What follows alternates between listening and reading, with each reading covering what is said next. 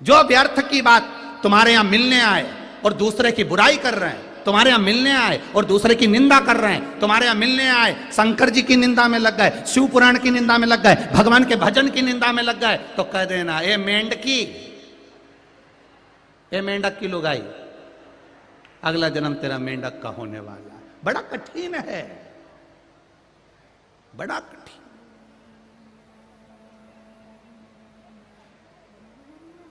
वैसे तो मुझे मालूम है बरहानपुर के लोगों का ऐसा वैसा जन्म तो नहीं होगा, निश्चित है। कारण केवल एक ही है कि बरहानपुर वाले माँ ताप्ती के तट पर रहते हैं और ताप्ती का केवल नाम लेने पर ही व्यक्ति की मुक्ति हो जाती है। केवल माँ ताप्ती का नाम उच्चारण किया, मुंह से बोला ताप्ती, इतने में तो कभी कभी ऐसा होता है किसी किसी के घर में ऐसा सेंसर लगा होता है, सेंसर ऐसा दरवाजा खोलने के लिए, उसमें अब तुम ताला नहीं लगता, उसमें सेंसर लगा है। तो हमने तो इंदौर में देखा ऐसा सेंसर लगा होता है, वहाँ वो थम लगाते हैं, कोई कुछ लगाता है, कोई कुछ लगाता है। एक इतना बड़ा सेंसर लगा था, वो सेंसर में हमारे जो जजमान थे हमको जब घर लेकर गए तो उन्होंने तुरंत उस सेंसर के आगे अपना मुंह करा। अब मुंह करा तो ताला नहीं खुला। उस ताले को प्रतिदिन बदल देते हैं वो, प्रतिदिन। फिर उन्होंने उनकी पत्नी को फोन करा, मैं घर आया हूं, गुरुजी को लाया हूं, सेंसर ताला नहीं खुल रहा है। तो पत्नी ने कहा जीवान चिढ़ाओ। अब उसने मुंह आगे करा, उसमें ऐसा करा, खुल गया, खुल गया, ताला खुल गया। तो तुम्हें तो कुछ चिढ़ाने की जरूरत ही नहीं है, बस एक बार बोलना है ताप्ती माता की, और जैसे ही बोले ताप्ती की जय, उतनी देर में तो बैकुंठ का दरवाजा खुल गया, अंदर प्रवेश मिल गया। हमने थम लगाया, न जीवन चिढ़ाई न कुछ, अपने आप प्रवेश। बस मेरे भगवान का भजन है ही ऐसा, मेरी शिव की भक्ति है ही ऐसी, जिसने एक लोटा जल चढ़ाया है समझ लेना कि तुमने अभी से थम लगाया है, और थम लगाया मतलब प्रवेश हो गया है, प्रवेश। एक पत्र आया है बड़ा सुंदर, देखिए। शिव को जल विश्वास से चढ़ाओ, छल से नहीं। छल से चढ़ा गया जल शिव स्वीकार नहीं कर। आप भटकना नहीं।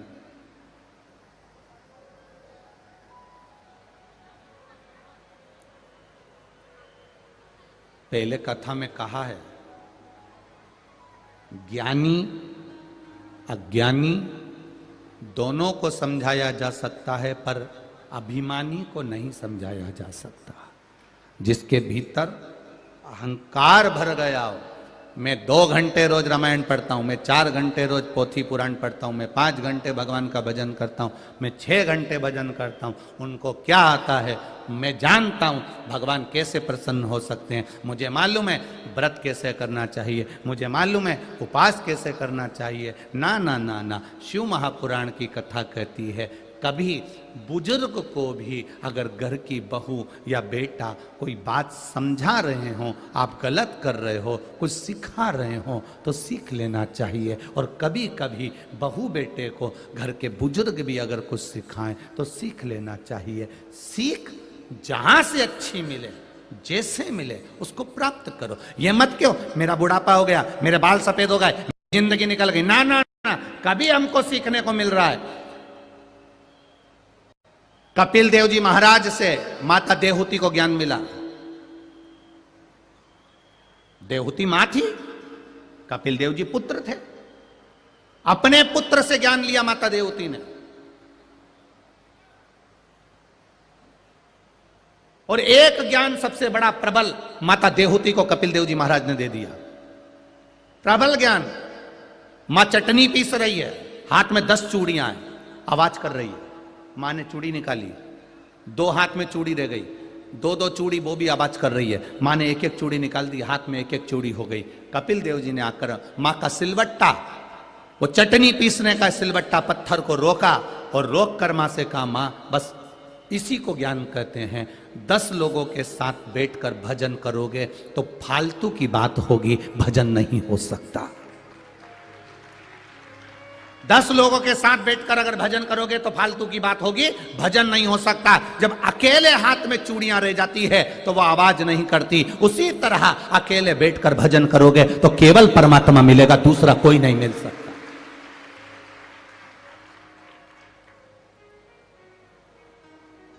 देहूती में और हम में अंतर है।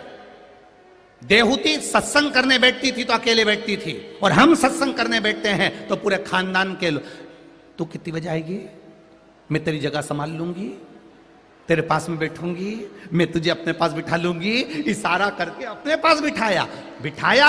महाराज जी ने कोई बात की, तुरंत आपस में बात करने लगे। अगर अकेले बैठते, इसलिए शिव महापुराण की कथा कहती है कि पूजन करने बिठाते हैं तो पति पत्नी को गठजोड़ा बांधकर बिठाते हैं। बोलो बिठाते कि नहीं बिठाते? गठजोड़ा बांध के पति पत्नी का इसलिए बिठाते हैं क्योंकि उनको मालूम है ये रात को इतना झगड़ा कर लेते हैं तो सुबह से एक दूसरे से बोलेंगे तो है नहीं, इनको बिठा दो साथ में, चुपचाप बैठे। ये तो हास्यप्रद में हमने कहा, पर नियम क्या है सत्संग का?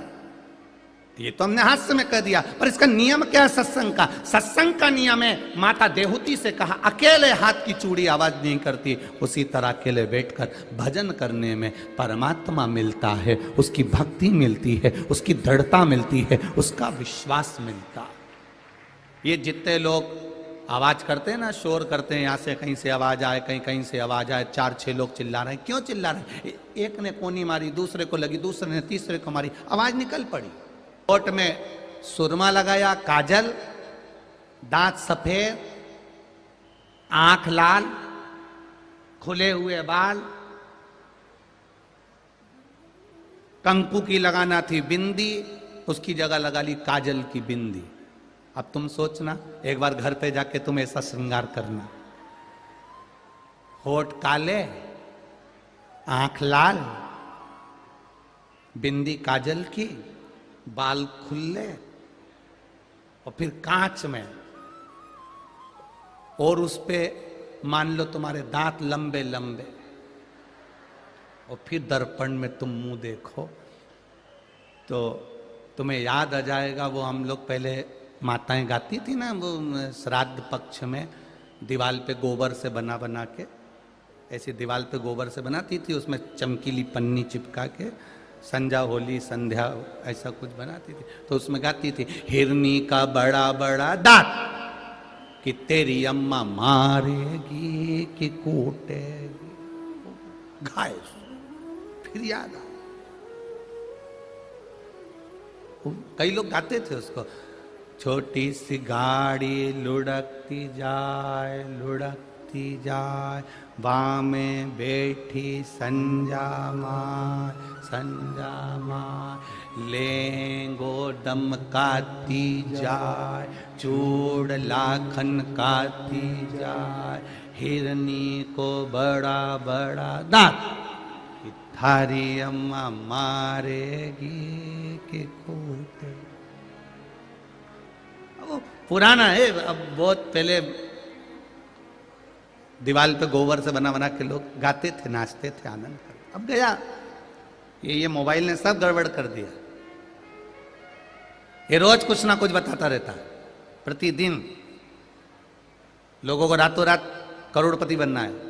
सुबह से एक मैसेज खोल के आ जाता है, बिहार के छोरे ने एक ही रात में 5 करोड़ जीते।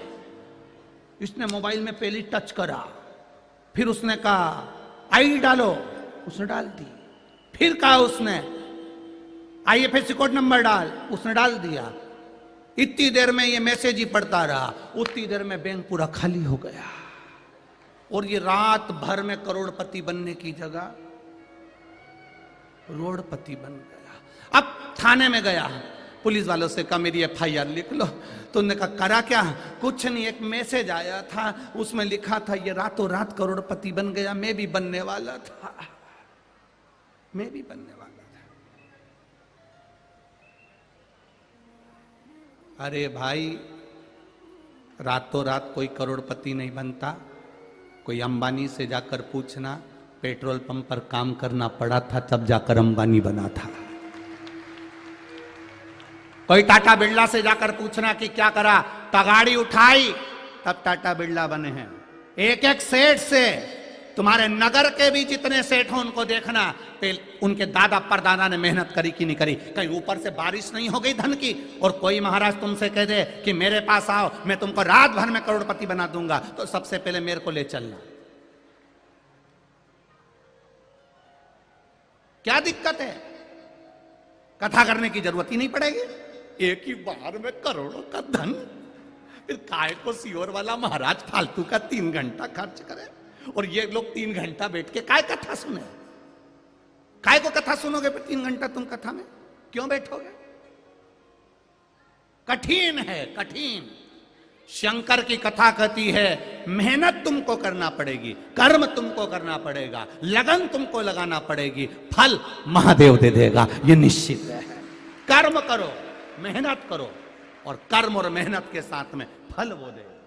2 चाबी होती है लाकर में, बैंक में जिसकी रकम रखी होती है, बैंक में जिसका सामान रखा होता है, 2 चाबी होती है, एक मैनेजर के पास, एक तुम्हारे पास। मैनेजर अपनी चाबी कितनी भी घुमा ले लाकर नहीं खुलेगा, तुम अपनी चाबी कितनी भी घुमा लो लाकर नहीं खुलेगा। चाबी दोनों लगेगी तो लाकर खुलेगा। उसी तरह तुम अपनी चाबी घुमाओ, मैनेजर आकर अपनी चाबी घुमा देगा, लाकर खुल जाएगा। तुम कर्म की चाबी घुमाते रहो, कार्य करते रहो, मेहनत करते रहो, वो भाग्य की चाबी आकर घुमा कर चले जाएगा और भाग्य खुल जाएगा।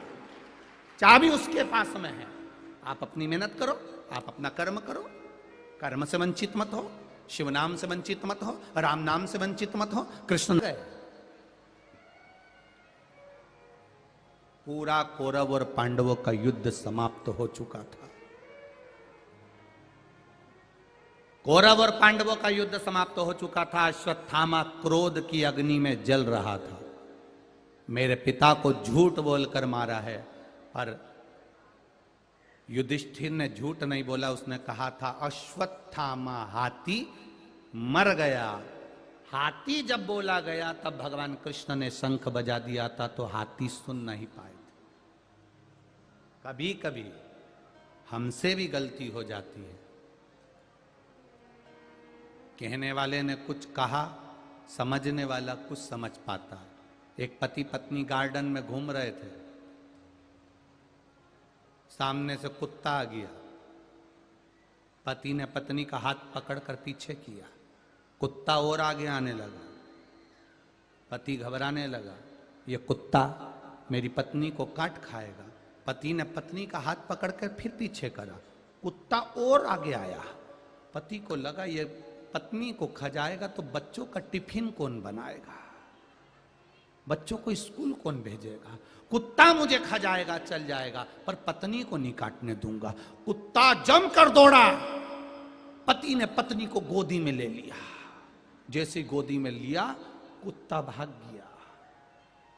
पत्नी को नीचे उतारा, पत्नी गुस्से में लाल हो गई। तुम्हारे जैसा व्यक्ति कहीं नहीं मिल सकता मुझे संसार में। ऐसे पति हो तुम मेरे। दुनिया के लोग कुत्ते को भगाने के लिए पत्थर उठाते, तुमने मुझे उठा लिया। अब बेचारे ने तो अच्छे के लिए उठाया था कि इसको नहीं काटेगा, मुझे काट लेगा। पर करें क्या, जो समझे, जैसा समझे उसकी बुद्धि, उसका चित्त। कभी कभी हमारे साथ हो जाता है, कभी कभी अपने साथ हो जाता है। कोई बोलता कुछ है, हम समझते कुछ है। कोई ने कहा कुछ है, हम समझेंगे कुछ। कभी कभी ये ग्रह दशा ये चलता रहता, जीवन है, मनुष्य का चलेगा। और एक निवेदन है, अच्छा सोच, मतलब का मरोगे, जिस पर सोए हो वो चद्दर बाहर फेंक दी जाएगी। बोलो रे जीजियो, बरहानपुर वालों, सही है? जिस गोदड़ी पर सोए हो वो गोदड़ी बाहर फेंक दी जाएगी। तुम्हारे शरीर के कपड़े मरते ही बाहर फेंक दिए जाएंगे जिसको पहनकर तुम मरे हो। पर सोने की चेन, कान की बाली, नाक की लो, हाथ की अंगूठी, उंगली सूज गई तो सुनार को बुलवा के कटवा के निकलवा लेंगे।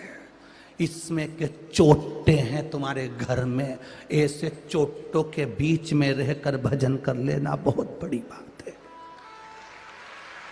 बहुत बड़ी बात। एक सेठ जी बोलते थे, मैं मर गया तो मेरे पीछे पूरा घर मर जाएगा, मैं मर गया मेरा परिवार मर जाएगा, इतना चाहते हैं मुझे घर के लोग। एक गुरुजी ने कह दिया जरा आधे घंटे के लिए मर जाओ। सेठ जी बोले आधे घंटे के लिए कोई मरता है क्या गुरुजी? गुरुजी बोले नहीं, आप मर के तो दिखाओ, आधा घंटा मर जाओ। तुम कह रहे हो मेरी पत्नी चाहती, मेरा बेटा चाहता, मेरे रिश्तेदार चाहते, इतना चाहते। अरे सेठ जी धन के सिवाय कोई किसी को नहीं चाहता, तुम तो मरो। सेठ जी कहने लगे अगर मैं मर गया और मेरे परिवार को कुछ हो गया तो गुरुजी बोले मेरी गारंटी, तुम तो मरो। क्या ऐसे कोई मरता है? ऐसे कोई मरता है क्या? गुरुजी ने कहा पानी पीते पीते चक्कर खा के नीचे गिर जाओ, मैं डॉक्टर को बुलवा के कह दूंगा ये मर गया। हमें देखना है तुम्हारे परिवार वाले, तुम कह रहे हो ना मैं मर गया तो सारा परिवार मर जाएगा, हमें उनको देखना। ऐसा प्रैक्टिकल हम पहली बार कर रहे हैं, देखें तो सही। और अगर मेरी पत्नी बच्चों को कुछ हो गया तो गुरुजी ने कहा मेरी गारंटी, तू तो मर। उसने पानी पीते पीते लुढ़क गया, डॉक्टर को बुलाया, डॉक्टर साहब बोले तो श्वास समाप्त हो गई। पत्नी धाड़ के पति के ऊपर टूट के गिर गई, स्वामी स्वामी स्वामी करके। गुरुजी ने पूछा सेठानी क्यों रो रही हो? चले मुझे बता, चले। गुरुजी ने कहा सेठानी इतना मत रो, तुम्हें रोते हुए देखकर मुझे बड़ा दुख हो